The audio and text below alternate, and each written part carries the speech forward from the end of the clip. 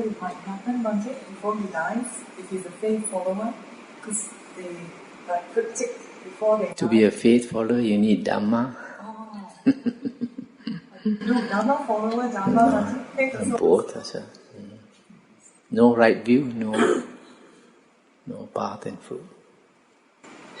We always hear path and fruition, and you have the 4 pairs and the 8 person. So I have, and I think many of us too have this question in our mind is, when does the path fruit? Is it almost simultaneously, or is there development of the path after some time, after a period of time when the path ripens, then it fruits? Or is it like the Abhidhamma said, it is like almost immediate? The Buddha says that when a person attains the path, it takes some time. The latest, at the moment of dying, he will turn to fruit. That is why in the suttas like the Dakkhina Vibhanga Sutta, it is said that you can make an offering to a path attainer. You can make an offering to a fruit attainer. First path, first fruit, second path, second fruit, etc. So if it is instantaneous, path becomes fruit, you don't have a chance to make an offering to a path attainer, isn't it? So how long it takes, it depends on that person. How much work he has done. Would it be in this lifetime, let's say, if you attain to the path? So the fruit. It depends. For example, for a person to attain stream entry and become a first path attainer, the requirement is right view. Okay, so you, for example, you don't meditate. Okay, then you listen to the Dhamma, the suttas, or you read the Nikayas and all that, and then after some time, after putting in some effort, maybe a few years, you have some understanding of the Dhamma. You might have attained the path. Okay. Now, when a person attains the path, he has seen the Dhamma. What is called? He has attained the Dhamma Chakku, vision of the Dhamma. When a person has attained the vision of the Dhamma, he becomes a first path attainer. He's already an Arya, So once he becomes an Arya, he's different from an ordinary worldly person. He has not totally changed yet, but he has begun to change. Okay, he begins to change. So, for example, if you, after learning the Dhamma and listening to the suttas and all that, you attain the vision of the Dhamma, then you lose interest in worldly pursuits. You don't think of joining your friends to Genting Highland or Singapore Casino, or going to sightseeing in China, Guilin Mountains and whatever. There's no more that interest. You rather want to spend all your time, all the spare time you have, to listen to the Dhamma and try to meditate. So you start to practice the spiritual path more and more, and then if you haven't attained jhana, then it takes some time, maybe a few years, depending on how much effort you put in. If you put in more effort, it'll be faster. If you don't put in so much effort. Two things are most important. One is learning the suttas. The other one is meditation, to clear your mind of the defilements, the hindrances, the 5 hindrances. So if you do these two things sufficiently, after some time, that understanding deepens, and when it turns to fruit, the 3 factors fall away. 3 factors. Identity view, Sakaya Ditti, doubt about the Buddha, Dhamma and Sangha. And the other one is Silabhata Paramasa, attachment to rules and religious practices. So the key of path winner doesn't has not eradicated these three factors? No, path attainer has not. It's only when it turns to fruit that the three factors are eliminated. So if he puts in more effort at meditation and the studying of the suttas, the meditation, the samatha meditation to get rid of the 5 hindrances is very important, because when your hindrances are lower, you can understand the Dhamma clearer and faster. So, if a person to attain the second path and the second fruit, you don't need samadhi, you don't need 4 jhanas. But the difference between the first fruit and the second fruit is that the second fruit person, the sakadagamin, has reduced the greed, hatred and delusion. Now greed, hatred and delusion is part of the hindrances. So to reduce that, you need some samadhi. So for a person, open the door and see.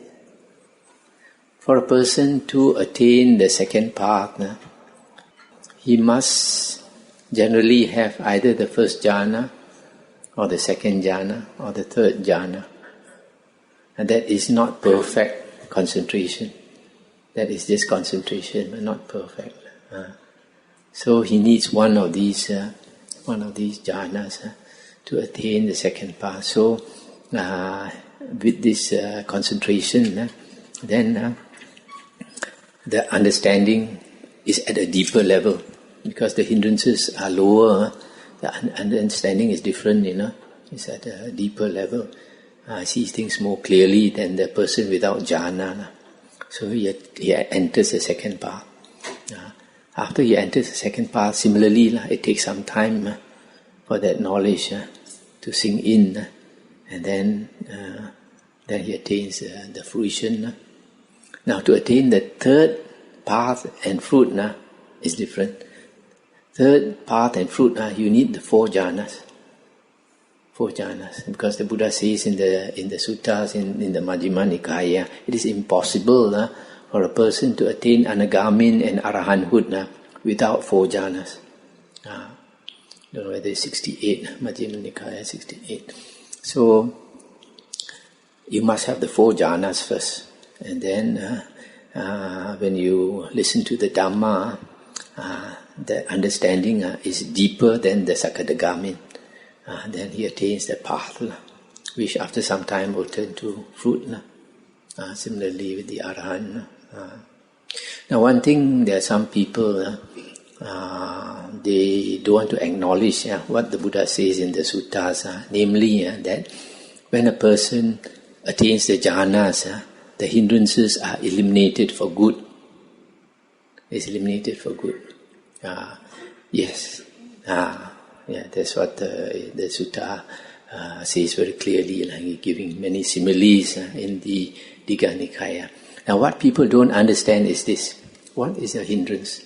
The Buddha says, this sensual desire, ill will, sloth and torpor, restlessness and worry and doubt, are they hindrances? Not all the time. They are hindrances when they are so strong that they obsess the mind. That is, obsess the mind and you are hindered by them. Then only they are called hindrances. If they are weak, they are not called hindrances. So for example, I give you the simile of the lalang, the tall grass.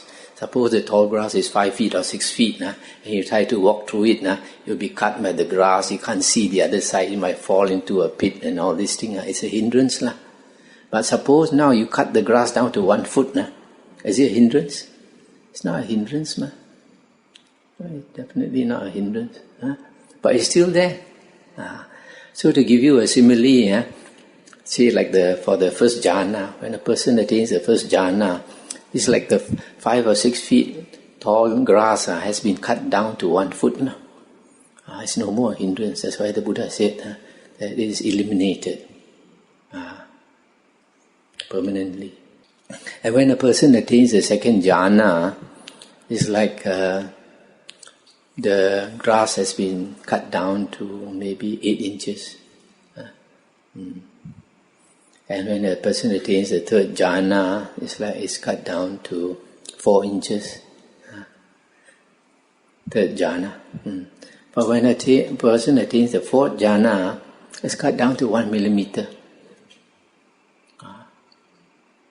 There's a big difference between the first 3 jhanas and the fourth jhana. The Buddha says the first 3 jhanas is perturbable, boleh goyang, can still shake. So if your grass is 1 foot tall or 8 inches or 4 inches, when a strong wind comes, you still move, isn't it? But it's 1 millimeter, a big storm comes also, it doesn't move. That's why the Buddha says the fourth jhana is imperturbable. So don't think that when the Buddha says the hindrances are eliminated, that they're totally gone. They're still there. So one thing. Can we say therefore that the fake follower and the Dhamma follower are actually the part, the stream and the part winner? They are the part. First part. Not winner. I'm sure. The part winner. Yeah, okay, fine. Stream entry. Yeah. Candidates for stream entry. Yeah. Candidate or Sudan? Candidate for stream entry. I don't know. But candidate. No, the trouble is the fruit. They sometimes translate as stream entry. I think actually the path should be called stream entry. The fruit should be stream winner, isn't it? So these two are actually the part winner. Yes. But if let's say the stream entry, if let's say he doesn't practice, so he will die as a stream enterer, not as a winner. Oh no. By the time he dies, it must turn into fruit. The sutta says it must turn into fruit, even if he does nothing. I think it's very hard to make. I can summarize as this: to be stream enterer, no need jhanas. Is that correct? Of course, yes, no need jhana. But very interesting, Bhante, you mentioned about the jhanas. I can't remember which sutta, but Bhikkhu Bodhi said you have to come out of the jhana and exercise the refrain. And then I think it was Bhante Ji that says you can't come out of the jhana because this is where, I'm not sure, he said if you come out of the jhanas then the defilements are there, whether it's 4 inches, 8 inches, and let that be it. So I'm just academically interested, not as about anywhere, what is Bhante's view? My view is that when you are in jhana, you cannot contemplate. Because in the first jhana, it is said that you only have skillful thoughts, you don't have unskillful thoughts. But whereas in the second jhana, you have no thoughts. The thoughts cannot arise. The mind is so powerful that the thoughts cannot arise. But you are aware. But you have to exercise the restraint, otherwise we end up in that realm where it's like 4 big bangs and we're still in samsara, right? But they have to do something, otherwise they end up in the wrong direction.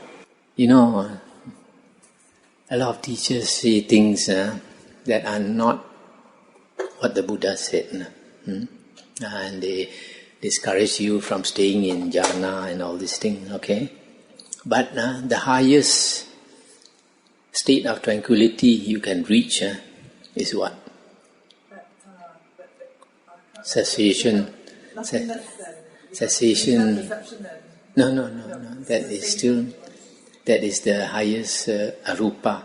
But beyond that, is a higher state, cessation of perception and feeling. Okay? So, in that state, you are like a stone, Your breathing has stopped. Your heart has stopped. But my understanding of... I can't remember. Wait. Okay. So, this person in that state is like a stone. But when he comes out of it, and becomes an arahant automatically. Okay. Automatically. So don't belittle samadhi. Oh, no, not at all. Yeah, I just don't end up finding stuff again. And that state like a stone is so powerful that in the sutta, the Buddha talked about a previous life arahant who entered that state in the deep forest, and the villagers went to the forest to look for wood and all this thing, and saw him sitting there with the breath stopped, with the heart stopped. They assumed that he's dead. So what did they do? So I give him a good send-off. So piled a lot of wood on top of him and started the fire. The next day they were shocked to see him come into town. That state, the fire cannot burn, cannot harm him. Is that where Mahakassapa is, like that state, like stone? Mahakassapa has entered Nibbana, and you are reading some Mahayana book that says he is in a chicken foot mountain in China. I thought he wanted to stay there for the Vaidya to offer the robe. That's Mahayana. Oh, You read too much. Stick to the suttas. Getting all that wrong view into here. Is this stage called the Nirodha Samapatti? Yes. Yeah.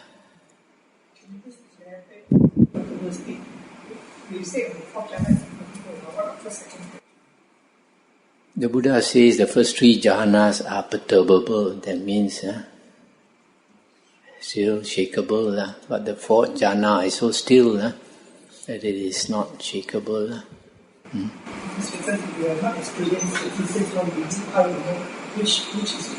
Wait until you experience, then you know.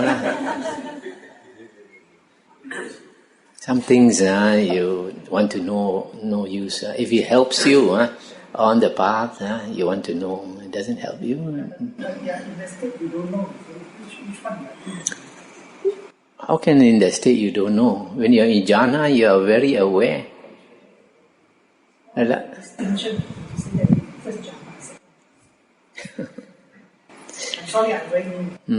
The sutta says in the first jhana you have 5 factors. Okay? So you still have vitaka and vichara. Vitaka and vichara means thought directed and sustained. So for example, if you're practicing anapanasati, mindfulness of the breath, you are still mindful of the breath. When your mind goes out, you pull it back, that is thought directed. And you keep it on the breath, that is thought sustained, vitaka and vichara. So when your meditation becomes more tranquil, then you switch your attention to that piti and sukha. You don't pay attention to that breath anymore. Then you are no more conscious of the breath, you are conscious of that bliss and the delight. And then you go into the second jhana. So these, first jhana is just now the one, and you are on your breath. That is, if you are able to follow your breath long enough, then all the 5 factors will come. All the 5 factors. We need to pay attention to the piti. You wait until you practice, all this theory, no point. You will find that in the suttas, when it comes to meditation, the Buddha did not give detailed instructions as nowadays a lot of meditation teachers give. A lot of the meditation teachers now give so detailed instructions that the disciples originally know what they are going to get. Now the mind is very tricky, If you believe you want to see this and you want to see that, very soon you will see.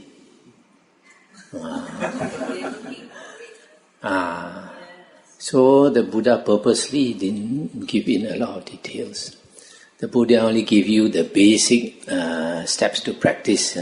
And when you achieve, you will know for yourself.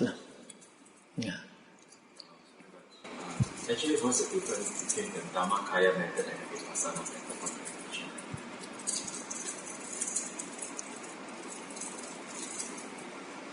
from what I've read about the life of the founder of the Dhammakaya,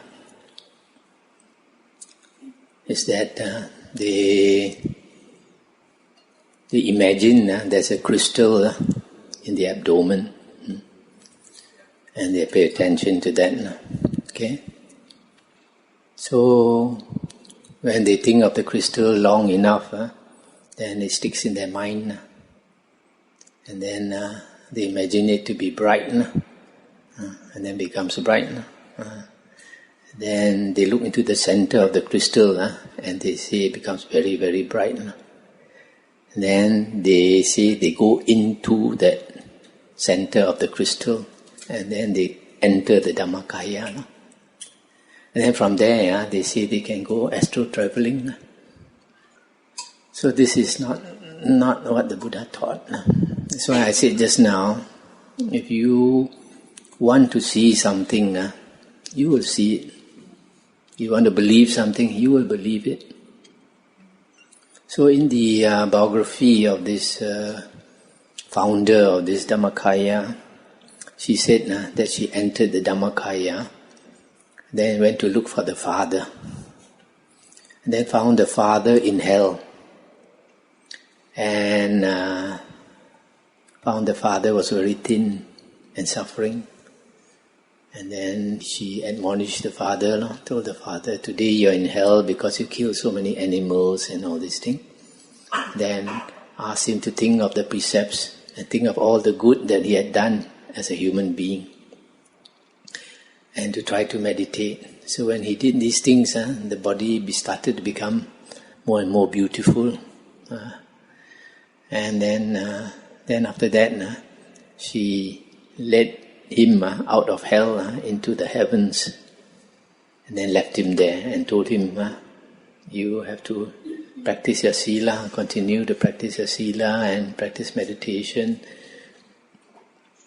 otherwise you'll fall down. But in the original Buddha's teachings, you cannot help somebody out of hell. If you can help somebody out of hell, the Buddha would have helped all the beings out of hell already. Yes or not? So that's why unless you have a good knowledge of the original teachings of the Buddha in the suttas, you don't know which is right, which is wrong. That's why in the suttas the Buddha said, if any monk says that the Buddha taught such and such, the Buddha says you should compare it with the suttas. That means the original suttas. And the monks' Vinaya, but the monks' Vinaya is only for monks. So if it does not agree with the original suttas, then it's not the Buddha's teachings. When we are new in Buddhism, anything we come across, or anything we read, we think it's part of Buddhism, and we practice it. And then later you might find after many years that you wasted years practicing all these things.